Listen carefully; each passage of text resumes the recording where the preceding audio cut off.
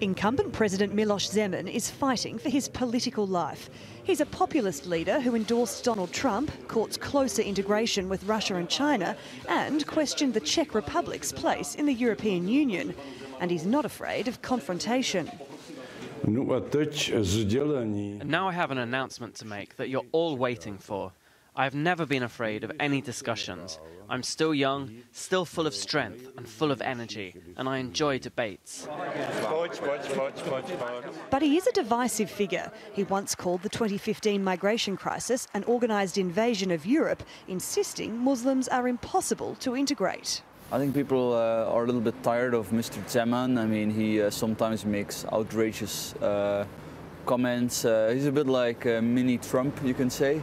And I guess that sort of leaves the room for a challenger. Maybe Czech people are indeed having some reservations about Brussels, but it doesn't mean that they want to go sort of into the pro-Russia camp.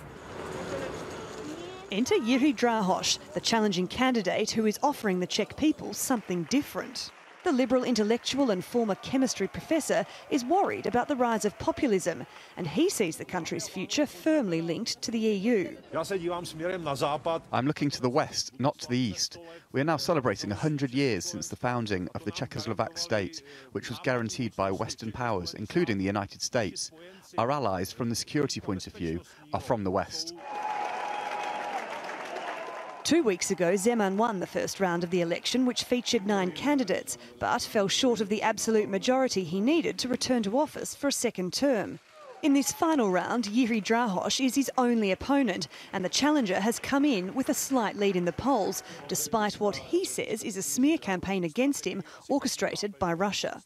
Czech voters now have a clear choice to make between two political opposites. And even though the power of the Czech president is limited and somewhat ceremonial, there is no doubt the EU will be watching the results with interest. Sarah Morice, TRT World.